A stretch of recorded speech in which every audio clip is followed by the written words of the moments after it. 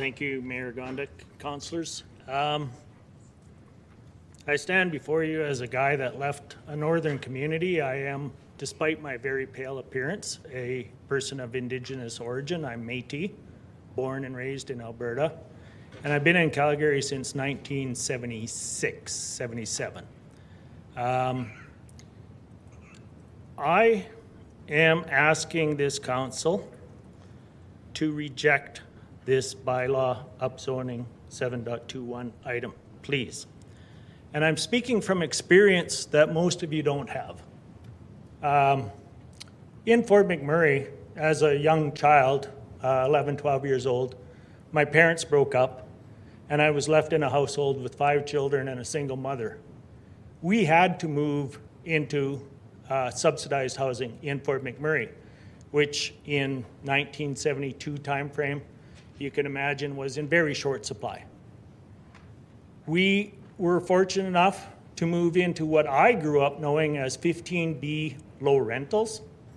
I didn't even know when I lived there that it actually had a street name because that's what everyone referred to it as. But it was actually Willow Square, which is now a age-in-place seniors care residence. When we lived there, we aspired, like every other Canadian, Albertan, to do better for ourselves.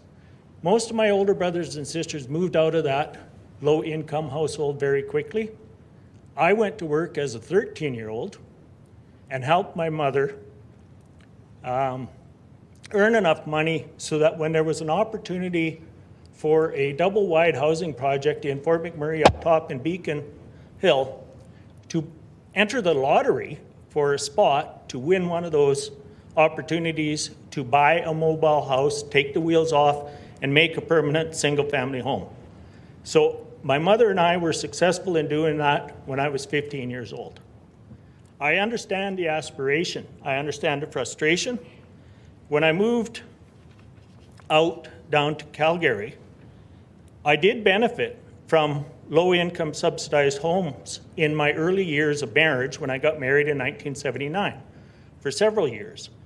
And I'd like that slide from Peter to come up where it shows the construction starts because it's very relevant to what I'm going to ask or speak to you today. The National Energy Program hit in 1980 through 1985. The other Trudeau, the one that's perhaps more liked than this current Trudeau. He caused a crash in Calgary, and you can clearly see it, that one. In 1980, look at the housing starts. That wasn't because of affordability or council decisions. That was because of federal interference in our affairs. That's exactly what caused that. And I was fortunate enough, even though it made life very difficult for me. I had to go out of town. I had to work 18 hours days like you guys are doing 12-hour days now. I was doing 18-hour days to support 2 young children at home. And I still managed to save enough money to take advantage of that market crash and buy a house in Forest Lawn for $55,000 in 1983-84. And I moved out from that house in the 96, 97 timeframe, after being the guy that made a successful career change, and I got all of the home builders in this city on computer-aided design drafting. I showed them how it was done. I educated them, and they came up for that revival. I'm now in Applewood, and I've been there since 1996. My councillor isn't here tonight. I have a lot more to say. It's in my submission about him. I feel excluded in my own councillor's ward because he refused to hold a town hall, yet he put on a public training session for the yes side with the More Neighbour group that has presented over 3 or 4 times already, even though they're originally funded by an Al Gore organization out of Ottawa. So I'm saying to you guys, for $57 million, don't listen to this new Trudeau. Listen to Calgarians who give you $5.5 billion a year to spend on our behalf. 100 times as much, please. Thanks very much for your presentation. Councillor Carra is in fact with us. He's just remote today. Let's go to Doran Corrigario Ivan. Full disclosure, I've known you for a while. I know you're a dedicated volunteer in the community, big advocate for Métis Nation. Carmen, I see her all the time down here in her role as a Métis captain. I even know your mother from abject poverty rose away to receive the Order of Canada. It's pretty... Officer Order of Canada, yeah. Yes, for her advocacy work in establishing the first Alberta Aboriginal Women's Society and the first Canadian Aboriginal Women's Society in the 70s. I held the home together with my younger brother while she was doing that work, and she is my hero. Yeah, I appreciate that, and I respect your opinion, which we never got to get much of that, your opinion on the rezoning issue. So I guess my question is, what are your thoughts about some practical ways to help increase the affordability and low-income housing in our city? What are your thoughts? Yeah, I think this entire RCG blanket rezoning stems in a rush from 2022 into 2023 when the September decision was made because of the Housing Accelerator funding agreement that was signed with CMHC by city clerk and a manager of one department, not by this council. And that contract, I certainly hope every councillor has reread that at least 6 times like I have, please. In particular, let's see here, 4.2, 7.1, 12.2, 12.3, reread Schedule A, read Schedule B, and in particular go to the final commitment, because the basic commitment in taking the $228 million over 4 years through 2027 was to do 41,858 more units, 10,627 multi-units close to rapid transit, 15,956 middle units, and 4,098 other multi-units. So in total, that was 72,539. But the embarrassment for this council, for yourself, Mayor Gondik, who should know better, and literally all of you councillors, is the way you ignored the affordability issue in taking those funds. Because when you signed that contract, you signed up to you committed to doing affordable housing. It's a final line pretty much in that contract. Reread it.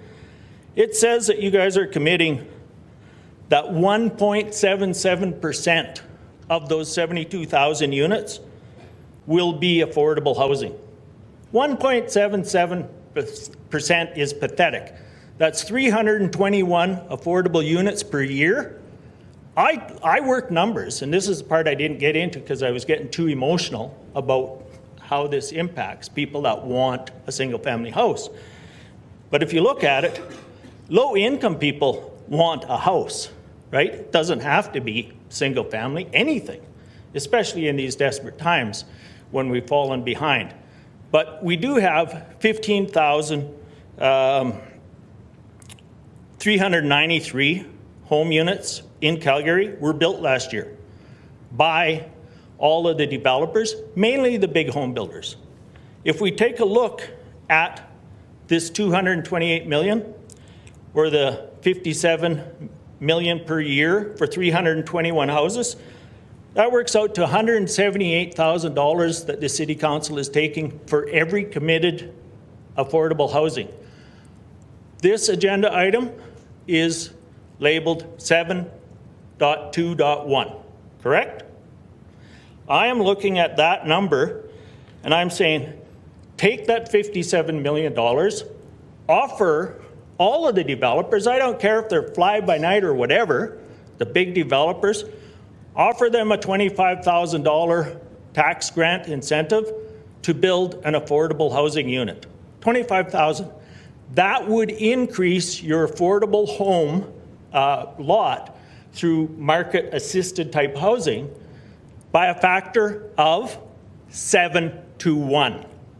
So I'm suggesting for this council that you should choose the 7-to-1 concept, provide incentives, let the market work out their problems, let the rezoning. I know all the residents in Applewood Park, or sorry, in Albert Park and Dover and Forest Lawn. I taught their kids how to play baseball and basketball. I was one of the community volunteers in the most racially diverse community in this area. And when my councillor sat at a public meeting and did not defend the city and the way we are inclusive by letting the group suggest that current zoning is race-based, he was wrong. He said it's also class-based. Well, that might be right to a certain degree on affordability, but this city has been the most inclusive city in Canada. And we have given people such opportunity that when things are getting tough now on the affordability scale in other places, they're flooding into Calgary. And there's a reason they're flooding into Calgary. It's because we have that lifestyle, those options, those opportunities to both work hard and ultimately have a house with a garden that we can grow vegetables to feed our family, that we can help minimize our costs. Those are the options that are in front of you. And those options are not going to be solved by a blanket RCG zoning, in my opinion. Thanks, George.